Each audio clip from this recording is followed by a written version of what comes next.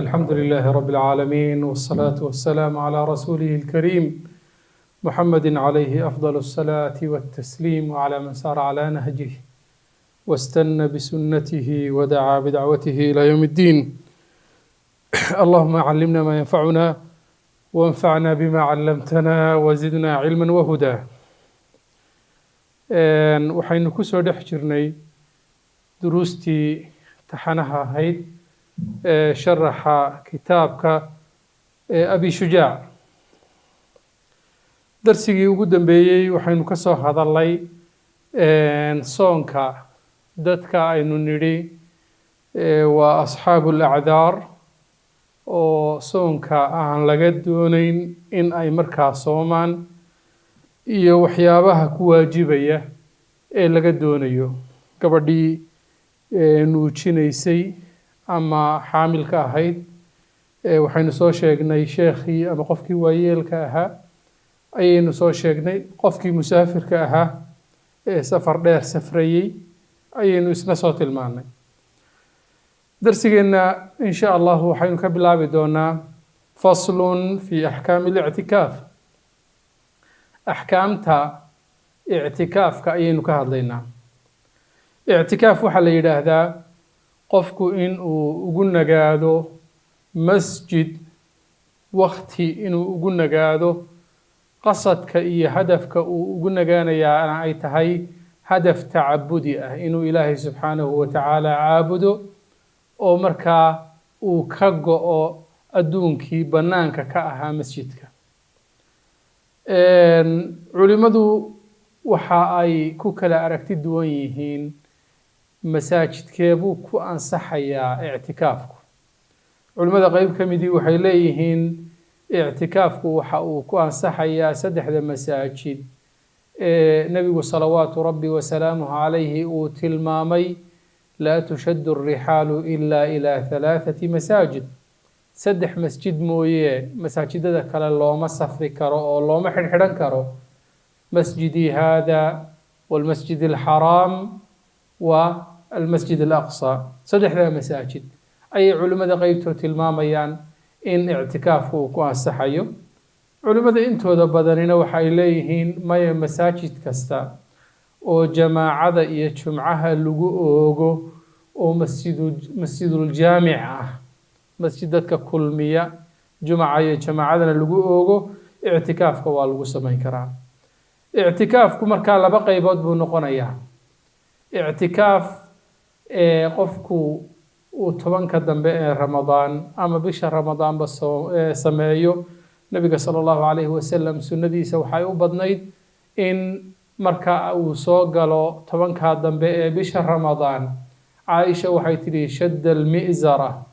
wa ayqada ahlah wa axyaa leylah. guntiga ayuu adkaysan jiray, ehelkiisana wuu kicin jiray, habeenkana salaad iyo cibaado ku noolayn jiray. ictikaaf baanu u badnaayo sunnadii nebiga sala allahu calayhi wasalam waxay ahayd in uu tobankaa dambe ictikaafo weeye. ictikaafka noociisa labaadna waxa weeye qofku in uu ribaad sameeyo. الصلوات الخمس oo qofku salaad ilaa salaada kale intidaaru salaati bacda الصلاة fadalikum الرibaaط ayuu nebigu sal slam yidhi. salaad marka uu tukado in uu ku nagaado halkiisii oo markaa adkaar iyo cibaado sii wado ilaa salaada kale laga gaadhayo, taasina waa ribaad iyo qofku inuu u jilib xidhnaado ilaahay dartii. marka ictikaafka wakti kooban waad samayn kartaa oo masjidka aad ku nagaanaysid biniyat اlictikaaf ka maalmaha ah iyana waa la sameeyaa. walictikaafu wuxuu yidhi ictikaafku sunnatun mustaxaba, waa sunne markaa mustaxab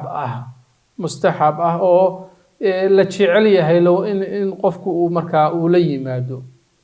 walahu sharطaani, laba shardi ayayna leedahay ama uu leeyahay ictikaafku. shardiga koowaad waxa weeye anniya,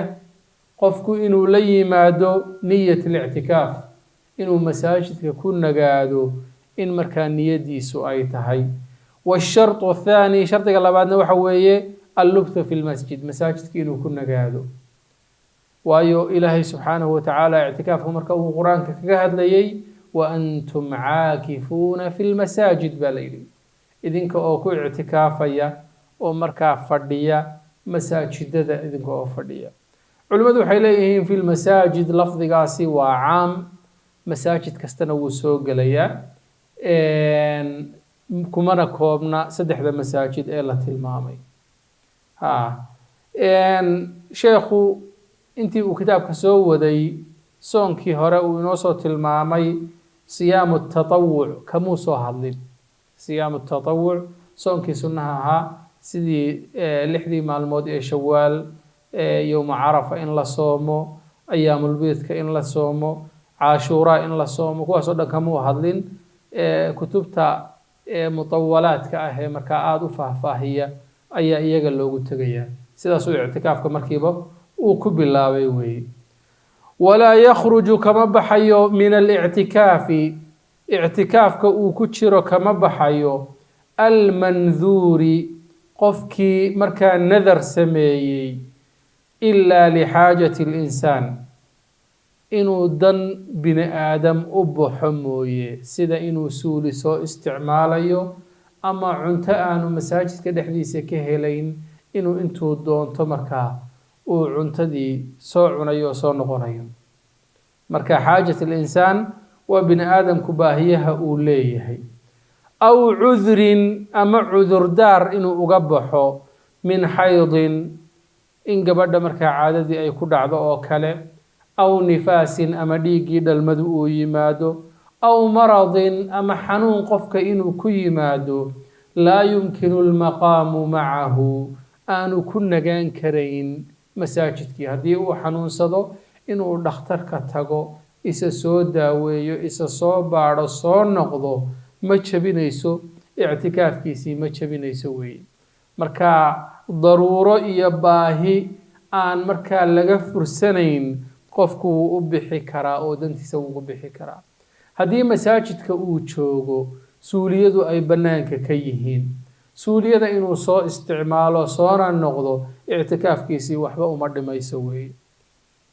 laakiin waxa uu u baxayaa waa in wax aan laga maarmayn waa inay noqdaan ma odhan karo qofku inaan dad la soo shaaheeyo oo cabaar aan la soo sheekaysto baan ictikaafkii uga baxayaa ma odhan karo waxaa la doonayaa ictikaafka waxa aada uga baxaysaa in uu yahay daruuro iyo baahi aanad markaa la-aanteed ay kugu adag tahay joogitaankeedu waayahay wayabtulu wuxuu ku jabaa ama uu ku buraa ictikaafku bilwad'i galmo sababtoo ah qofku marka uu ictikaaf samaynayo labadii qof ee isqabay inay isu tagaan lama ogola waanu jabayaa shuruuda qofka muctakifka ah ee ictikaafaya waxaa ka mid ah inuu qofku muslim yahay inuu qof caqli leh oo aan waalayn uu yahay in gabadhu aanay dhiigagii qabin xaydkii iyo nifaaskii sidoo kale janaabo qofkaasi inuu ka nadiif yahay haddii isagoo muctakif ah uu ixtilaamo oo janaaba ku dhacdo iyada dhib ma laho de wuu ka maydhanaya laakiin janaabadii lama sii fadhiyayo qofka muctakifka ahi haddiiba ay dhacdo faradan in uu diinta ka baxo ama wax diinta lagaga baxayo uu sameeyo ama uu maandooriye iyo wax maankiisa dooriye uu isticmaalo ictikaafkaasi wuu jabayaa sababtoo ah islaamnimadiioo ka weyn ayaaba markaa khatar galaysa kitaab ulxaj intaa kadib sheekhu wuxuu galay kitaabkii xajka xajku wuxuu ka mid yahay arkaanta iyo tiirarka ay islaamnimadu ku taagan tahay buniya alislaamu calaa 5 ayuu nebigu sal slam yidhi waxaa ka mid ahayd waxaju beyt illaahi alxaraam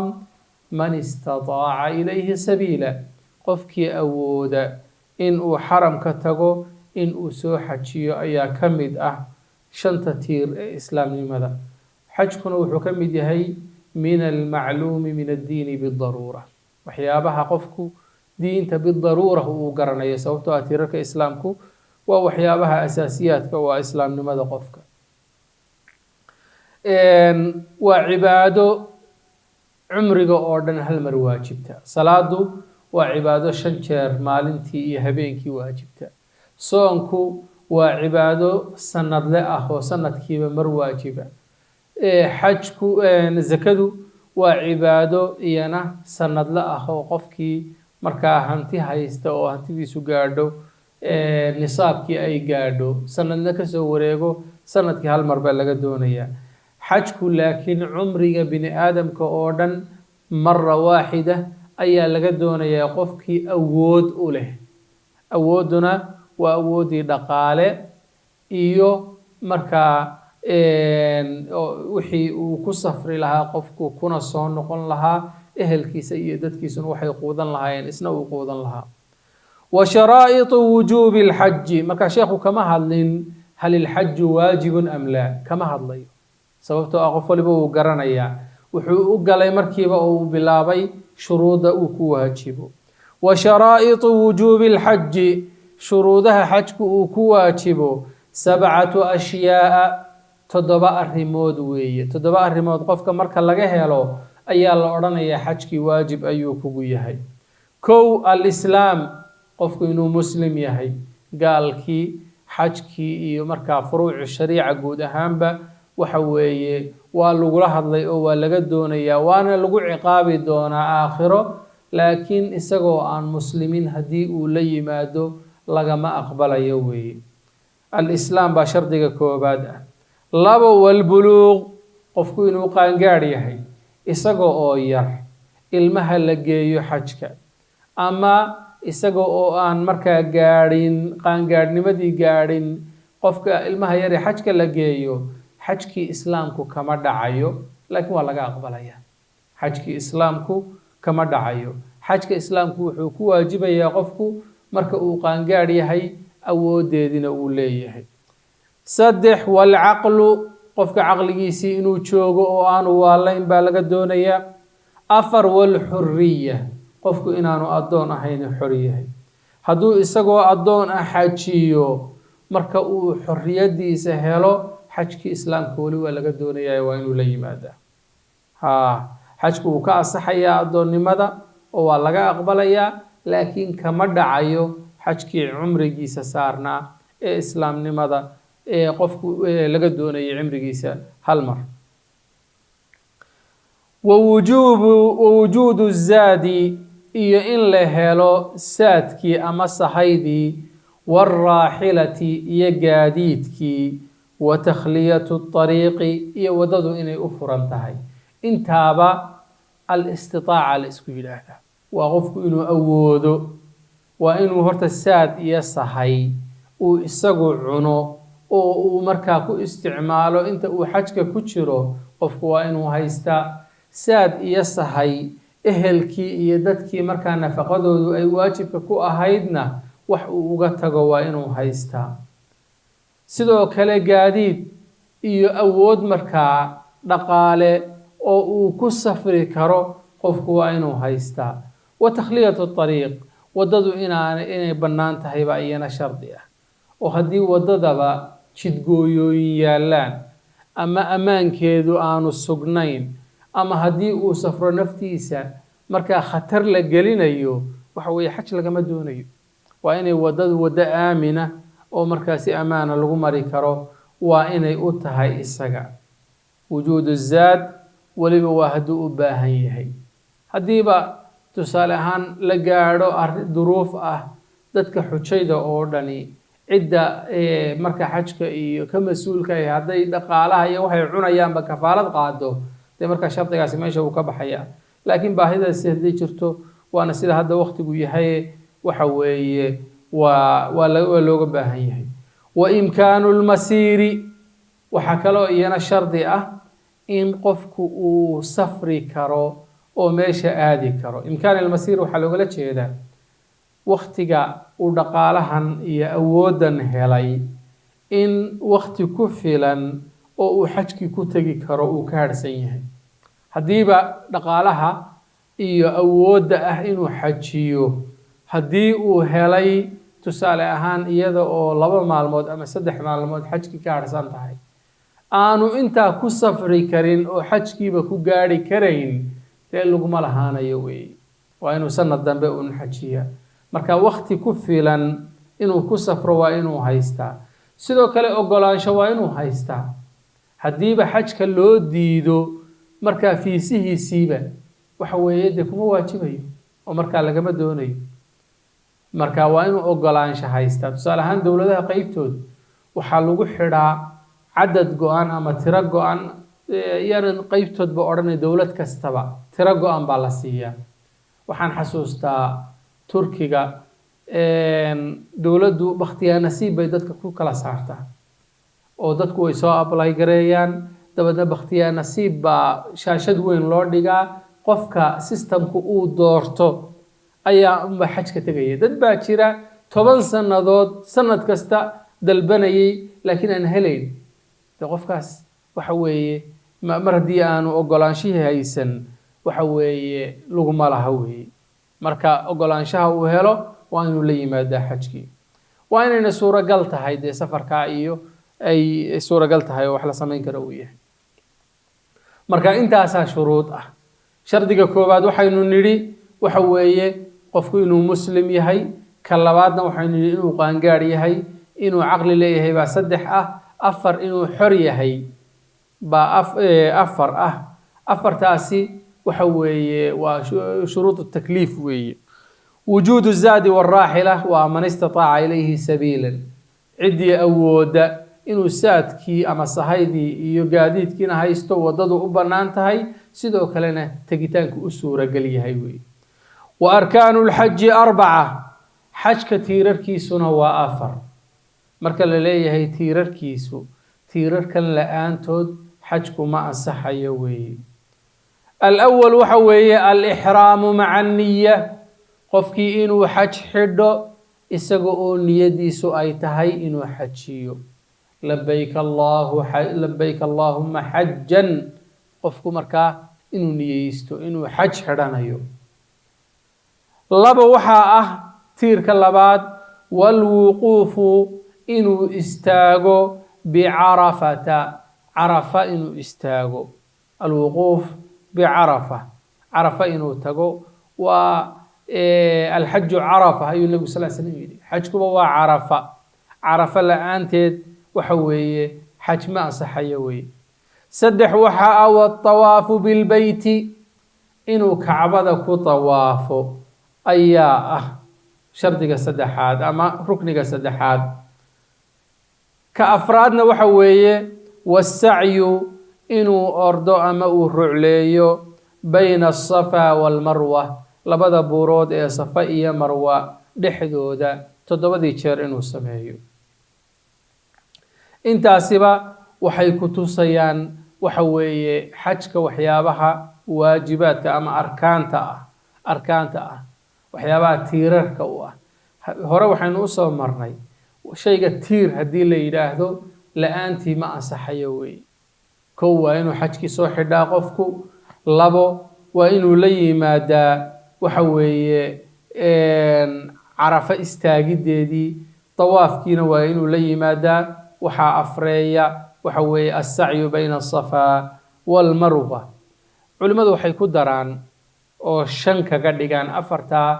ay shaafiiciyadu sheegtay al-halq aw at-taqsir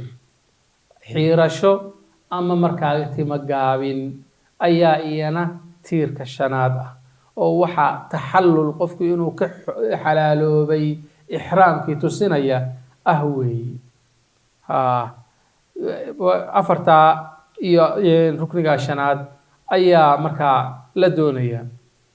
wa arkaanul umrati umrada tiirarkeeduna 4 iyana waa 4 kow waxa al-ihraam xidhashadii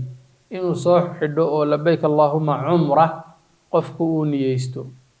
labo watawaafu isna tawaaf baa waxa weeye tiir u ah umradiina saddex waxa wasacyu sacyigi bayna safa wal marwa ka afraadna waxa weeye wal halqu aw at-taqsir xirasho ama gaabin fi ahad al-qawlayn labada qawl imam shafi'i leeyahay qadiimka iyo jadiidka mid ka mid ah ayuu wuxuu qabaa imaam shaafici in ay tiirarka cumrada ka mid tahay qofku in uu ama timaha xiirto ama uu gaabsado weeye. haddaba goormo ayaa gaabintu ay ajar badan tahay, goormo ayaase xiiriddu ay ajar badan tahay? guud ahaan waxaa ajar badan qofka ragga ah inuu timaha xiirto marka uu acmaashii manaasigta ahaa xajkii iyo cumradii uu gabagabeeyo. waxaana arrintaa tusinaya xadiidka cabdullaahi bni cumar radia allahu canhu wa ardaah uu warinayo ee saxiixeynka ku soo arooray. uu leeyahay raxima allahu lmuxalliqiin. saxaabada ayuu nabigu sal slam wuxuu ka dhex yidhi ilaahay ha u naxariisto dadka timaha xiirta. dabadeedna saxaabada waxay yidhaahdeen qaaluu waalmuqasiriina yaa rasuula allah, kuwa gaabsada ka waran rasuulka ilaahayow. markaasuu ku celiyey rasuulku sal slam raxima allahu lmuxalliqiin. markaasay haddana yidhahdeen kuwa gaabsada ka waran. markaasuu mar saddexaad ku celiyey raxima allahu lmuxalliqiin. markaasay mar afraad ku celiyeen waalmuqasiriin. markaasuu yidhi nebigu sal slam waalmuqasiriin. 3 jeer buu markaa ka ajar badan yahay qofka timaha xiirtaa qofkii gaabsaday weeye. haddaba laba xaaladood waxaa wanaagsan qofku in uu taqsiirka ama gaabinta sameeyo. xaaladda koowaad waxa weeye qofka mutamatica ah. xaaladda labaadna waa qaarinka. labadaa qof, mutamatic waxaa la yidhaahdaa qofka cumro xidhay dabadeedna cumradii ka xalaaloobay kadibna xajkii galay. qaarinna waxaa la yidhaahdaa qofka isku xidhay cumro iyo xaj, labayk allaahumma xajan wa cumra yidhi, oo markaa isku daray. marka waxaa wanaagsan marka uu cumrada qofku ka xalaaloobayo in uu markaa gaabsado si uu ajarka iyo markaa ducada rasuulka sala allahu alay slam u helo marka uu xajka ka xalaaloobayo oo uu xiirto weeye. waayahay, waxaa kaloo iyana soo gelaya qofka cumro u tegay doonaya laakiin dhowr cumro inuu sameeyo. culimmadu waxay tilmaamaan maadaama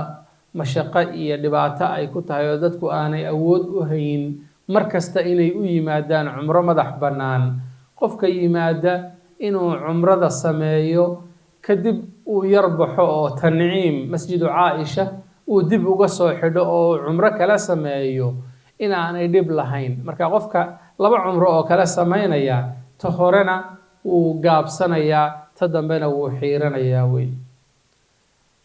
waayahay, wawaajibaatu lxaji, waajibaadka xajka gayru larkaani oo aan arkaantii iyo tiirarkii ahayn 3 ashyaaa, 3 arrimood weeye. shaaficiyada waxaynu tilmaannay arkaanta iyo waajibaadka iyo furuuda isku mid bay u yihiin marka xajka laga reebo. xajka way kala qaadaan, arkaantuna waa gaar, waajibaadkuna waa gaar. waajibaadka xajka ee aan arkaanta ahayni 3 arrimood weeye. 3 arrimood weeye. axaduhaa, ka koobaad waxa weeye ama ka ugu horeeya alixraamu min almiiqaat, qofku inuu ka soo xidho meelihii mawaaqiidda ahaa. miiqaadka waxaa la yidhaahdaa goobo nabigu sala allahu calayhi wasalam uu cayimay oo qofku uu ka soo xidhan karo cumrada iyo xajka. waana 4 meelood weeye. 4 meelood weeye. dadku guud ahaan marka ay cumrada ama xaj soo xidhanayaan 3 qaybood bay u qaybsamaan. qayb waxaa la yidhaahdaa ahlul aafaaq, waa dadka jihooyinka meelahan mawaaqiidda ah ka shisheeye degan. ahlul aafaaq baa la yidhaahdaa. qolada labaadna miiqaatiyuun baa la yidhaahdaayo waa dadka degan goobtan miiqaadka ah ee wax laga xidhanayo cumradii iyo xajkii laga xidhanayo. qolada saddexaadna ahlulxaram baa la yidhaahdaayo waa dadka gudaha xaramka ugu jira. xaramka qolada gudaha ugu jirta halka ay joogaan bay ka xidhanayaan. ahlulmiiqaatna dadka miiqaadkaa deganna goobtaa ay degan yihiin bay markaa kasii xidhanayaan. qolada saddexaad ee ahlul aafaaq la yidhaahdo oo innaga iyo dadka bannaanka jooga ah, iyaguna mawaaqiidda meelaha miiqaatyada marka ay yimaadaan ayaa la doonayaa inay ka xidhaan. miiqaadyadaasi ka koobaad waxa weeye oo waa ka ugu fog marka xaramka la eego waa dulxulayfa. dulxulayfa waxaa kaloo la yidhaahdaa abyaar cali. abyaar calina ama aabaaru cali waa la yidhaahdaa. waa miiqaadka reer madiina ay ka soo xidhaan oo waqooyiga ayuu xaramka ka xigaa 437 kilomitir ayaanu u jiraa. miiqaadka dadku inta badan masjidul miiqaat masjid la yidhaahdo marka ay marayaan bay soo xidhaan. ka labaad waxa weeye miiqaadka la yidhaahdo qarnul manaasil. waxaad kaloo kutubta ku arki doontaa qarnu thacaalib. waxaa laga yaabaa in lawxadaha xaramka marka loo soo socdo ku yaala alqarn kaliya la yidhaahdo ama qarn kaliya la yidhaahdo. meeshaas waxa weeye waa miiqaadka labaad weeye. waxaa laga soo xidhaa meel la yidhaahdo assayl lkabiir ama magaalo assayl hadda la yidhaahdo ayay dad ka soo xidhaan 94 kilomitir ayuu xaramka u jiraa. miiqaadka saddexaad ee waxa weeye xaramka laga soo xidho waxa weeye aljuxfa. waxay u jirtaa xaramka 204 kilomitir ayay u jirtaa. magaalo yaroo hadda raabiq la yidhaahdo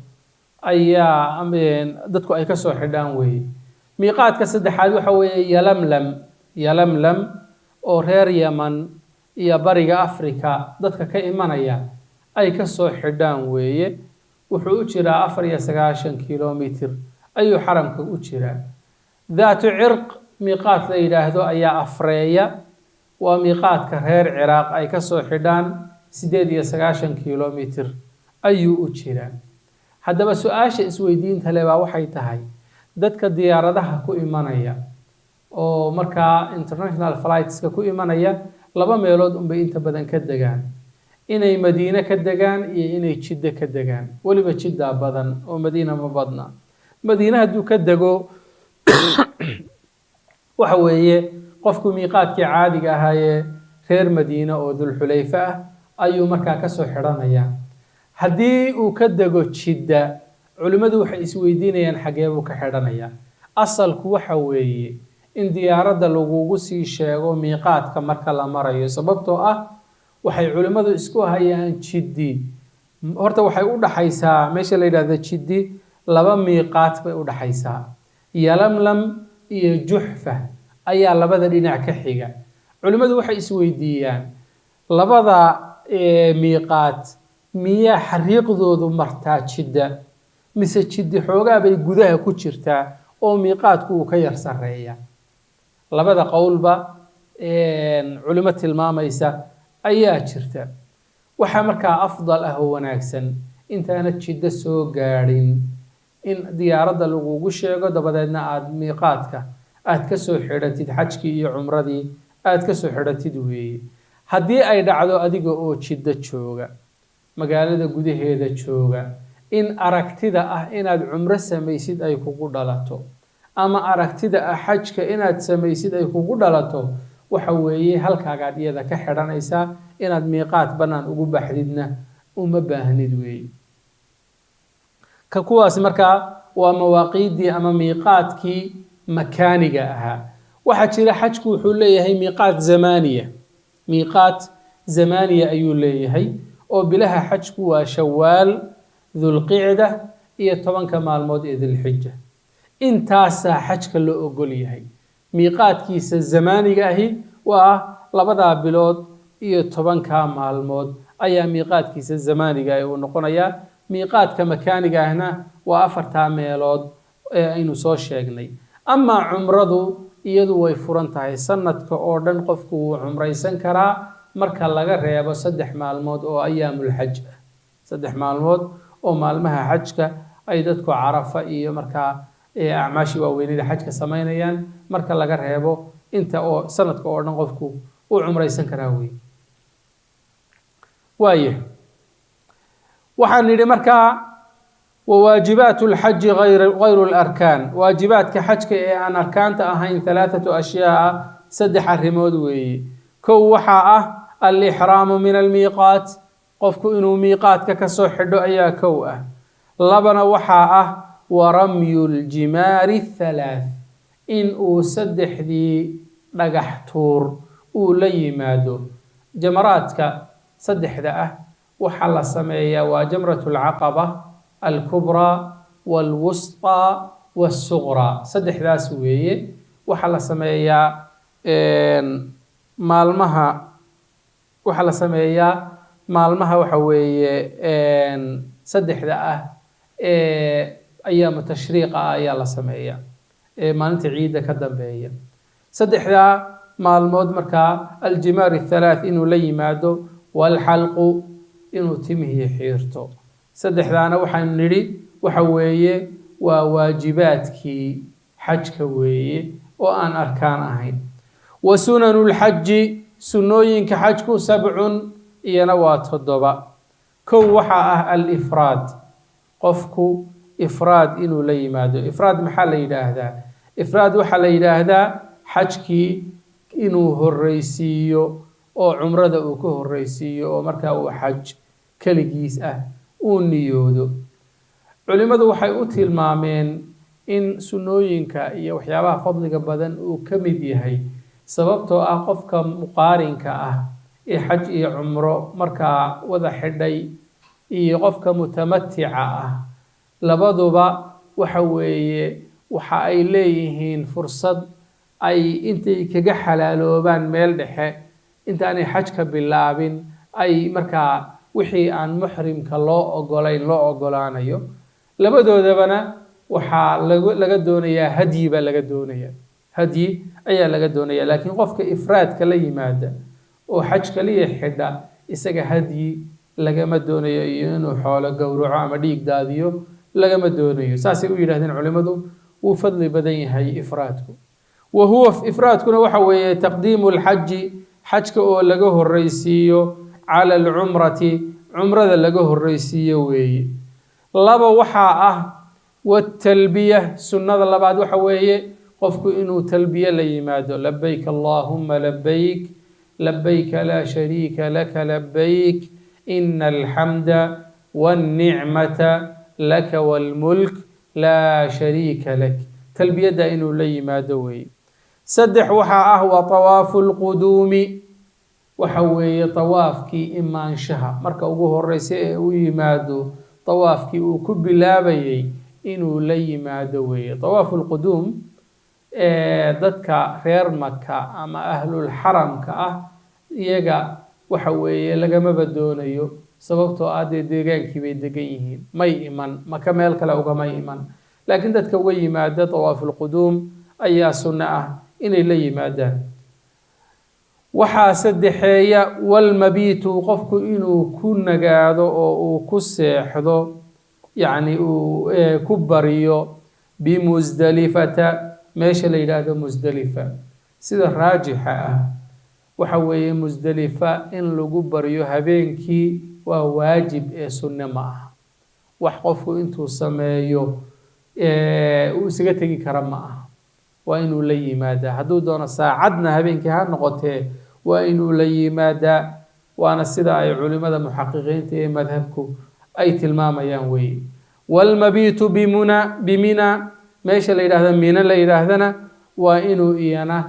ku bariyo ayaa iyana sunna ah bay tilmaamayaan laakiin sida raajixa ah madhabta ay tilmaamayso waxa weeye imaam nawowina uu saxiixiyey waxa weeye oo rawdada uu ku tilmaamay waxa weeye inay waajib tahay weeye oo aanay sunno ahayn wa tawaafu lwadaaci iyo tawaafkii sagootinta tawaafkii hore aynu arkaanta ku darnay tawaafu lifaada weeye labada tawaaf ee kale tawaafu lquduum iyo tawaafu lwadaac labadaas sunanta ayay ku jiraan weeye wayatajaradu rajulu ninku waxa uu markaa iska ilaalinayaa xidhashada cinda alixraami marka uu xidhanayo can ilmakhiiti waxa weeye wuxuu iska bixinayaa maryihii tolnaa oo dhan ayuu iska bixinayaa wayalbisu waxaanu xidhanayaa izaaran hoos gunti waridaa'an iyo markaa go abyadayni cadcad ayuu xidhanayaa waa malaabis alixraam maradii hoos guntiga ahayd iyo markaa waxa weeye maro dusha uu ka huwanayo oo go-ah labadubana cadcad labadubana aan tolnayn ayuu xidhanayaa lama ogola inuu nigis xidho lama ogola inuu surwaal xidho lama ogola inuu garamad xidho shaadh inuu xidho sharabaado inuu xidho waxa weeye kabihii khufka ahaa ama buurhka ahaa lama ogola iyana inuu xidho waa inay wax waliba sidii dabiiciga ay yihiin waxyaabahaas tolan ama wax asturaya oo dhanna lama ogola sidoo kale waxaan la ogolayn inuu madaxa wax saarto iyana lama ogola oo waynu tilmaami doonaa faslun kanina baab wuxuu u yahay fii muxaramaati alixraam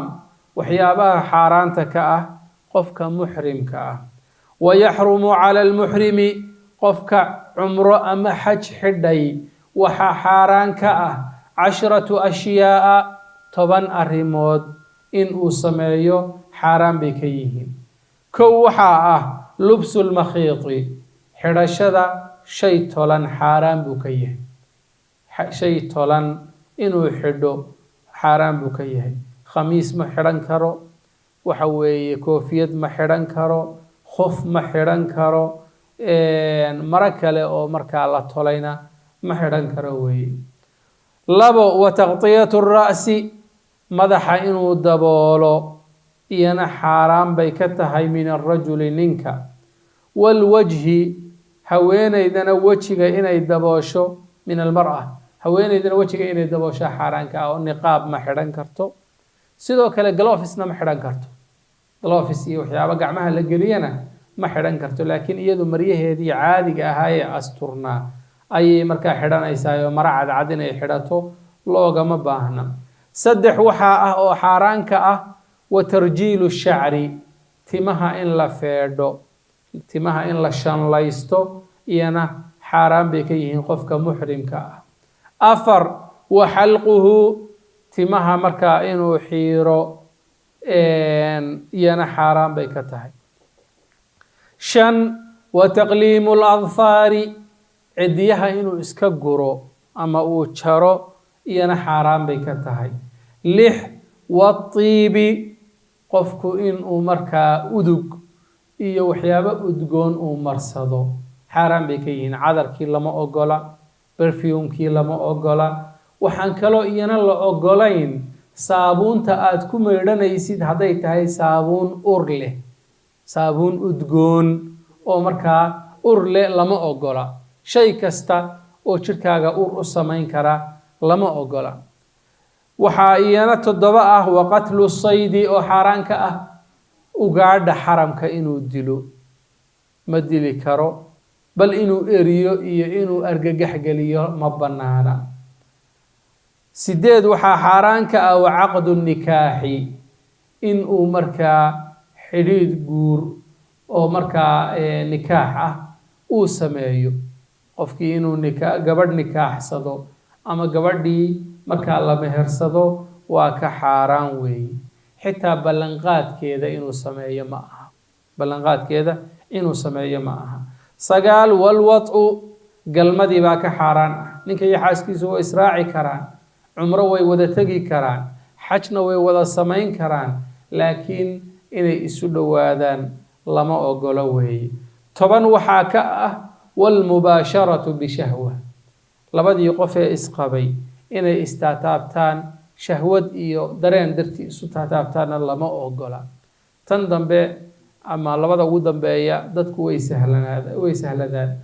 oo bulshooyinka meelaha qaybtood ka yimaada waxayba u yimaadaan xaramka in ilmo ugu uur galo halkaa iyaga oo ka barakaysanaya de qofkii cumro u yimi ama xaj u yimina lama ogola waxa noocaasa inuu sameeyo weeye wa fii jamiici daalika dhammaan arrimaha aynu soo marnay alfidyatu fidya ka waajibaysa oo waxa weeye qofkii inuu neef hadya uu la yimaado oo uu keeno ayaa ka waajibaya weeye ilaa caqdu nikaax marka caqdu nikaax laga reebo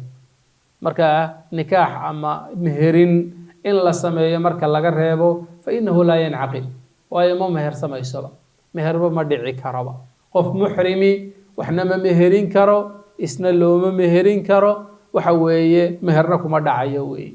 laakiin inta kale oo dhan hadiiba ay qofka ka dhacaan oo uu la yimaado fidya looga baahan yahay weeye walaa yufsiduhu marka cibaadadii ixraamka ee uu la yimi ma fasahaadiyo oo waxa weeye xajkii uu soo xidhay ma fasahaadiyo إلا الوطء في الفرج إنه قفك مركا حاسكيسي أما وحوي قلما سمايو مويه قلما هدو سمايو وحوي حجكي ساسو كتشبايو فسهاد أيو مركا ليمي حج مركا وانسحيا مجرو ما كبحي كرايو هل كما كدقاقي كرا ميا ولا يخرج كما بحيو منه بالفساد حجكي إنه كفسهاد يدرتي كما بحيو بل يجب عليه المضي وحواجب كأنه كسي سعده في فساده حجك إسقو كفسهادي حدنا أنت أهردي أعماشي حجك وإنه دميسترا لكن حجك ودب إلى إيمانيا دب اللوغة دونيا حجك لا لغة دونيا ويهدو ليمادو ومن فاته غفك أردافو الوقوف إنه استاغو بعرفة عرفة إنه استاغو تحلل qofkaasi uu iska xalaaloobaya sababtoo ah xajkii oo dhan baa dhaafayba alxaju carafa qofkaas mar hadduu xajkii dhaafay waxa weeye haddii cudurdaar uu ku dhaafay iyo haddii cudurdaar la-aan uu ku dhaafayba waxa weeye uu ka xalaaloobayaa weeye wuxuuna ku xalaaloobayaa cumruu samaynaya cumro baa markaa u bannaan xajkii waa sanadka dambe ayaa dib looga doonayaa xaj kale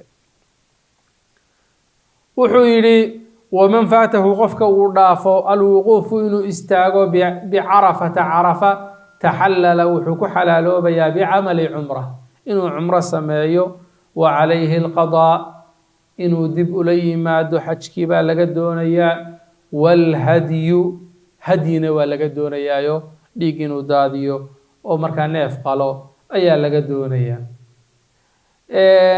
carafa istaagideedu waxa weeye xajka oo dhan baa ku xidhan xajka oo dhan ayaa ku xidhan marka haddii ay taasi ku dhaafto cumro unbaa kugu filan marka qofkan inuu xajkii dib ula yimaado ayaa laga doonayaa weliba hadyi uu la yimaado waman taraka ruknan qofka ka taga tiir lam yaxilla kama xalaaloobayo min ixraamihi إحرامكيسي كما حلالوبيو حتى يأتي به إلا أو تير كان يمادو تيركي أفر بينو كو شيغني تير شنادنا وينو كو درني ككوبادو حينو شيغني إنو يحي نيدي قفكو إنو حج مركا حدو لابا وحين نري عرفة إنو استاغو سدح وحينو نري طواف إنو ليمادو أفر وحينو نري إنو صفائي مرود حدودي أردو waxaynu ku shanaynay qofku inuu xiirto ama uu markaa gaabsado timaha tiirarkaas tiir ka mid ah haddii uu meesha ka baxo waxa weeye ilaa uu tiirkii la yimaado waxa weeye xajkiisii ma dhammaystirna tiirarka qaybtoodu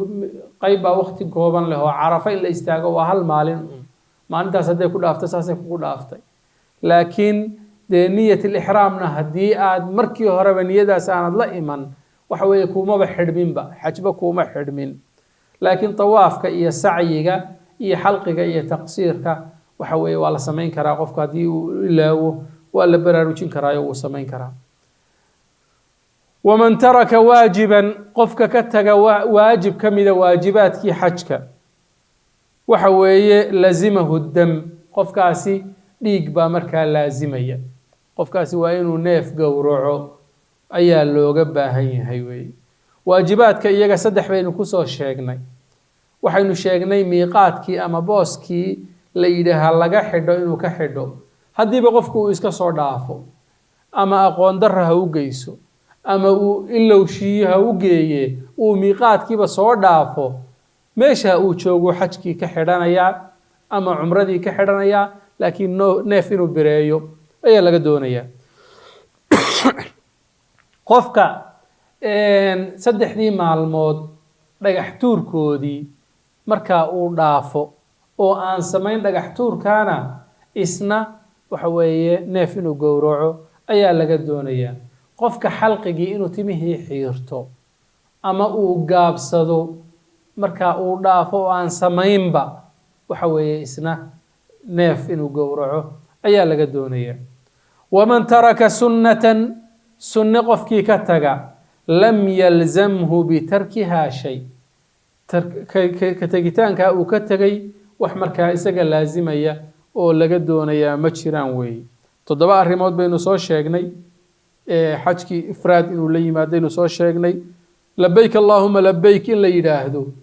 oo markaa adkaartaa lagu celceliyo qofka ka taga waxba laguma laha weeye ajar baa dhaafay khayr badan baa dhaafay laakiin wax markaa dembiya oo raacay ma jiraan qofka tawaaful quduumkii markuu yimaado tawaafku samayn lahaa ka tagay isna waxba ma raacayaan dembiya laakiin ajar baa dhaafaya weeye qofka musdalifa iyo mina oo aan nidhi waxay ka mid yihiin sunnooyinka halkan laakiin waajibaadkii ka mid yihiin iyaga waajibaadka ayay ka mid yihiin oo waxyaabaha dhiigu ka waajibayo ayay ka mid yihiin labada ragcadood ee tawaafka ee khalfa almaqaam maqaam ibraahim dabadiisa lagu tukado iyana sunnooyinkii ka mid tahay sunnooyinka ayay ka mid tahay qofku markuu tawaafo inuu khalfa almaqaam laba ragcadood ku tukado sunnooyinka ka mid tahay haddii aad ka tagtid waxba kuma laazimayaan weeye tawaaf ulwadaac oo ah tawaafkii sagootinta marka aad dhamaysatid acmaasha aad ku sagootinaysay xaramka tawaafkaas isna waxa weeye haddii aad ka tagtid waxba markaa lagama doonayo weeye faslun kanina fasli iyo baab wuxuu u yahay isagaynu kusoo gabagabaynaynaaye fii anwaaci dimaa'i alwaajiba noocyada dhiigaga waajiba wamaa yaquumu maqaamaha iyo waxa booskoodii istaagaya والدماء الواجبة ديغا واجبة في الإحرام قفك مركا إحرام كتشرو حج حدي أما عمره حدي 5 وشن أحدها ككوبات الدم الواجب وديك واجبة بترك نسك قفك إنو كتغي نسك وحالي هذا واجباتك وحيابيه واجباتك عين صوتريني وحكمت قفك هدو كتغي وهو على الترتيب سيدا أي أكله الريان بان الله سمينيا ككوباد وحلقة رباشات هرتا نيف أريا إنو قورعو أيا لقدونيا في ديدا كوباد لقدونيا ونيف أريا حدانو بهين كورن ودقاليه إيا نيف كيانو أودين فإن لم يجد هديانو هلين فصيام 10 أيام waxaa laga doonayaa 10 maalmood inuu soomo 3 في الحج 3 maalmood xajka ayuu ku soomayaa waa ayaamu tashriiq maalmaha aynu nidhi hilba warashada la yiraahdaa maalinta 11aad 12aad iyo 13aad ee bisha dilxijja 3 maalmood buu soomayaa qofka kaliya soon u bannaan yahay dadka kale oo dhan xaraam buu ka yahay inay maalmaha soomaan و7 إذا رجع تضبنا مركا ودلكيسي إيا ديغانكيسي كون نغضو أيا لقدونيا إذا رجع إلى أهله أهلكيسي مركا كون نغضو أيا تضبنا لقدونيا وطلبات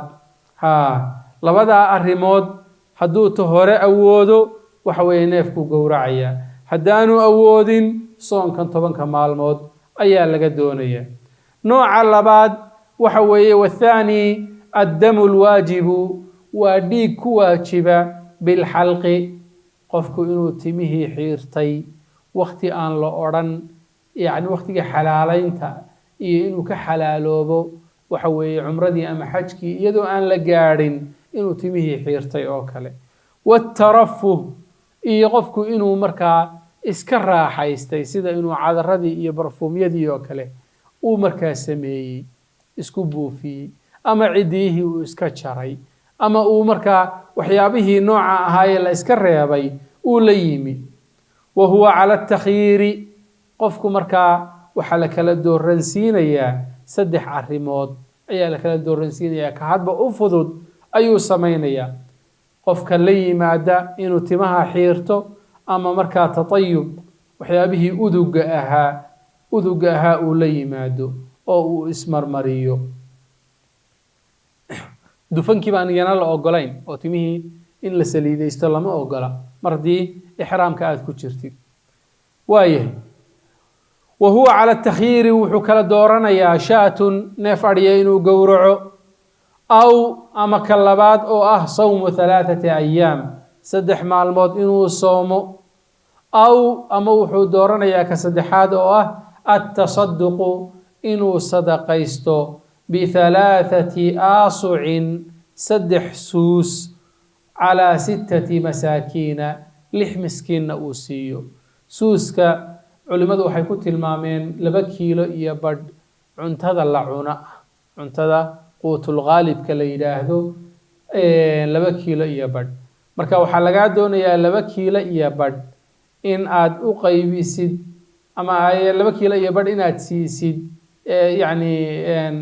3 ku dhufatid waxa weeye 3 aasu halkii suus waa 2 kiilo iyo badh 3 marka lagu dhufto waa 7 kiilo iyo badh 7 kiilo iyo badh waxaad u qaybinaysaa 6 miskiin 6 miskiin ayaa 7 kiilo iyo badh u qaybinaysaa weey waxa tusinaya qowlkii rabbi subhanahu wa ta'ala wala tahliqu ru'usakum hatta yablugha al-hadyu mahillah faman kana maridan aw bihi adam min ra'sihi fafidyatun min siyamin aw sadaqatin aw nusuk saddexdaasaa la kala dooransiiyey dad baa jira timaha u xiiranayaba nabaro iyo cambaar iyo madaxa wax kaga yaala oo qofka aad u dhibaya oo markaa timaha inay u xiirtaan u baahan ama waaba dakhrantay oo in lagu talaa loo baahday dabadeedna intii nabarka ahaabaa la xiiray oo waxyaaba iman kara dhiiggaasaa ka waajibayma waxa weeye ama waxaa ka waajibaya 3 maalmood oo aad soontid ama waxaa ka waajibaya inaad 6 maskiin 7 kiilo iyo badh raashin ah aad siisid weeye والثالث كسدحات وحوي الدم الواجب ديك قفك كواجبا بالإحصار إن مركا لعنقبتي أما لقي علي وحد سميني سي عمردي تساليهان أما حجبت كوشرتي دبدنا بوليسكي باكو قبتي أو حلقا قبتي شرعي درابد كسعونيسي أما شرعي أيوة خلديهين أما أكسيدن إياه وحبات قشي وابا لغو حراي إحصار بالإله هذا عمل كينات سي وذاتد باللغا قبطي حالة عافيمات باكو قتمي وكاعلي سي عمل كينات سي وذاتد با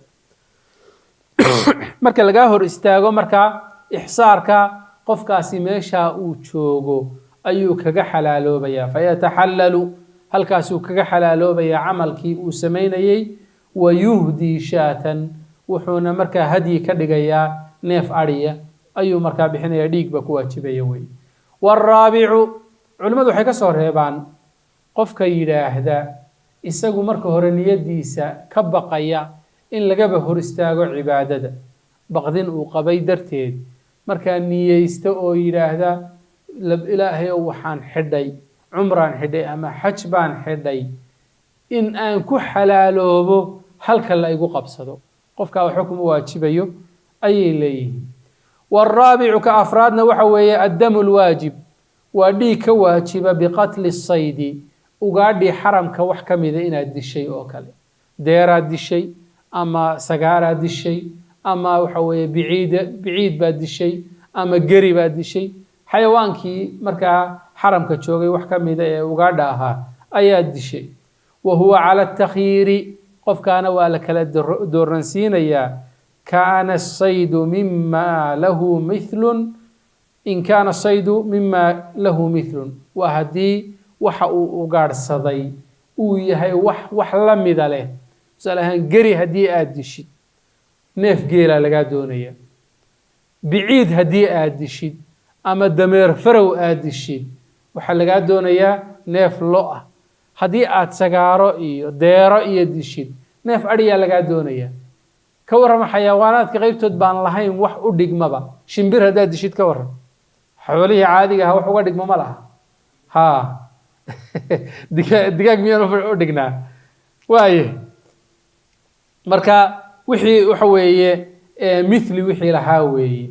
waxaana tusinaya aayadda qowlkii rabbi subxaana wa tacaala yaa ayuha aladiina aamanuu layabluwannakum allahu bishayin min asaydi tanaaluhu aydiikum warimaaxukum liyaclama allahu man yakhaafuhu bilgayb faman ictadaa bacda dalika falahu cadaabun aliim aayadda xaggeeda dambe waxaa ku jirtay faman qatalahu minkum mutacamida fajazaaءun mithlu maa qatala min annacam xayawaankii nimcoodayda ahaa ee geela iyo adhiga iyo lo-da ahaa weeye yaxkumu bihi dawaa cadlin minkum hadyan baaliqa alkacbati aw kafaaratun طacaamu masaakiina aw cadlu dalika siyaaman liyaduuqa wabaala amri saddexdaasaa la kala dooransiinaya saddexdaa ayuu kala dooranaya kafaara waxa weeye طacaamu masaakiin aw cadlu dalika siyaama waxa weeye inuu hadyi xaramka gaadha hadyan baaliqa alkacba oo kacbada in lagu gowraco masaakiinta kacbadana la siiyo la rabo uu la yimaado ama waxa weeye kafaara طacaamu masaakiin inuu quudiyo ama soon markaa uu la yimaado waayahay waxay nidhi wahuwa cala takhyiiri waa la kala dooransiinayaa in kaana saydu haddii ugaadhaasi mima lahu mithlun ay tahay wax xayawaankii xoolihii aynu dhaqan jirnay wax uga dhigma la helayo akhraja almithla min annacam geelii iyo adhigii iyo lo-dii wax u dhigma ayuu bixinayaa aw qawamahu ama wuu qiimaynayaa neef geela haddii uu u dhigmayo geri buu dilay neef geela ayuu u dhigmayey geelba waxaa laga yaabaa deegaankiisa lagama helo waxa weeye geela qiimihiisu waa imise ayuu eegayaa washtaraa biqiimatihi qiimaha neef geeli uu jarayeyna ayuu wuxuu ku iibinayaa طacaaman cunto watasadaqa bihi cuntadaasuna sadaqaysanaya neefkii wixii uu dilay wixii u dhigma oo xoolaheenna ah ayuu markaa ama bixinayaa haddii kalena qiimahoodii oo markaa raashin ah ayuu bixinayaa aw saama ama wuxuu soomayaa can kulli muddin yowman mud kasta wuxuu ka soomayaa waxa weeye maalin buu ka soomayaa mudka waxaa la yidhaahdaa saaca waxaynu tilmaanay inuu yahay 2 kiilo iyo badh 2 kiilo iyo badh kiiloogu waa 4 mud weeye 4 mud weeye haddii xoolihii neefkii markaad qiimaysay tusaale ahaan waxa weeye uu noqonayo 10 kiilo oo kale 10 kiilo kasta 4 maalmood inaad ka soontid baa lagaa doonaya kiilo kasta 4 maalmood inaad ka soontid ayaa lagaa doonaya waaye wain kaana asaydu haddii ugaadha uu dilay ay tahay mima laa mithla lahu wax aan xayawaankii saddexda ahaa geeli iyo adhigi iyo lo-dii wax u dhigmaba aanay jirin sida shimbir inuu dilay oo kale qawamahu isna wuu qiimaynayaa wa akhraja biqiimatihi qiimihiisu waxa uu noqdo ilan waa la iibinayaa iib baa lagu helayaaye qiimihiisu waxa uu noqdo ayuu bixinayaa طacaaman oo cunto ah aw saama ama qiimahaasi waxa uu jaro oo raashin ah ayuu wuxuu ka soomayaa can kulli muddin yowman mud kasta maalin ayuu ka soomayaa waalkhaamisu kan shanaadna waxa weeye addamu alwaajibu bilwaط'i dhiiggii ku waajibay qofkii muxrimka ahaa inuu galmo uu sameeyo wa huwa cala atartiibi waayahay dhiiggaa ku waajibay qofkaa galmada sameeyey sidan ay u kala horeeyaan baa loola imanayaa kow badana neef geela laga doonaya qofkaa galmada ku sameeyey isaga oo muxrimka ah neef geela inuu bixiyo ayaa la doonaya fain lam yajidhaa haddii aanu helin neefkii geela ahaa fabaqara neef lo-a baa laga doonaya fain lam yajidhaa haddii aanu helinna fasabcun min alghanami 7 adhiya ayaa laga doonayaa fain lam yajidhaa haddaanu helinna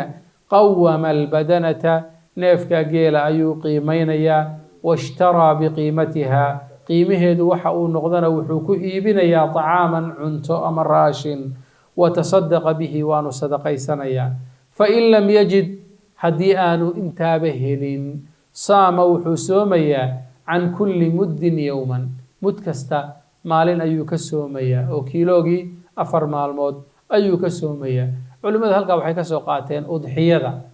udxiyada neef geela waxa uu markaa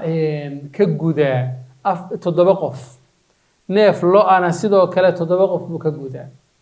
marka waxay yidhahdeen neefka geela iyo neefka lo-dii waxay u dhigmaan 7 adhiya ayay u dhigmaan weeye. walaa yujzi'uhu lhadyu hadyigu waxa weeye intaasaynu insha allah kitaab albuyuuc intaynan gelin aan ku gabagabaynaynaaye. walaa yujzi'uhu lhadyu hadyigu markaa kama gudayo oo markaa kama dhacayo wala alطcaamu iyo quudintuba ilaa bilxaram xaramka mooye. masaakiinta xaramka inuu neefkan uu qalay ay cunaan baa la doonayaa. haddii raashin iyo cunto cid aad siinaysidna masaakiinta xaramkaa leh marka xaramka banaankiisa ugama saari kartid oo dhulkaagii oo kale kuma bixin kartid. wayujzi'uhu an yasuum laakiin way ka gudaysaa inuu soomo xaytu shaaa meeshuu doono magaaladuu doono ayuu ku soomi karaa weeye. walaa yajuusu sidoo kale ma banaana qatlu saydi alxarami in xaramka ugaadhiisii la laayo walaa qatcu shajarihi dhirtiisa in la jarana lama banayn oo lama ogola. dhirtaa aan la ogolayn in la jaro waa dhirtii sida dabiiciga ah ilaahay uga soo saaray. haddii aad adigu geeda beeratay oo xaramka aad ka beeratay adigu waad jaran kartaa oo adigaa beertay, laakiin dhulkii ilaahay wuxuu uu ka soo saaray lama ogola inaad jartid. walmuxillu qofka markaa aan ixraam u xidhnayn, qofka aan cumro iyo xaj midnaba aan soo xidhan, iyo walmuxrimu qofka soo xidhay fii daalika arrintaa sawaaun isku mid bay ka yihiin. xaramkana madiine maka keliya ma ahe madiinina waa la mid. madiinana sidoo kale ugaadheedana lama layn karo, geedaheedana lama jari karo. waxa weeye qof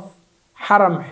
yani ixraam ku jira iyo qof aan ku jirina isku mid bay ka yihiin. insha allah darsigeena dambe kitaab albuyuuc ayaynu ka bilaabi doonaa. subxaana rabbika rabbi lcizati cama yasifuun wasalaamun cala almursaliin walxamdu lilaahi rabbi alcaalamiin. wax su-aal hadday jiraan?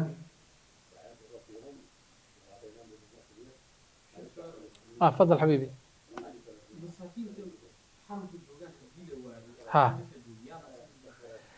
haddii xaramka masaakiin laga waayo, haddii xaramka masaakiin laga waayo weli waxaa loo baahan yahay xaramka in lagu bixiyo. sababtoo ah aayaadku waxay tilmaameen cidda la quudinayo hadyiga iyo waxa loo qaadayo inuu yahay xaramka. xaramka lama dhaafin karo markaa, xaramka marnaba lama dhaafin karo. waana magaalo iyo dhul la degan yahay oo in maskiin laga waayo xoogaa waxaad moodaa inay yar adag tahay. weli waa la helayaa dad masaakiina, laakiin xaramka inaan la dhaafin baa la rabaa. waayo dembiga qofku meeshuu ku sameeyey iyo gaabiska waa xaramkii. xaramkii baa la rabaa in wixii markaa ku waajibayna uu markaa kula yimaado.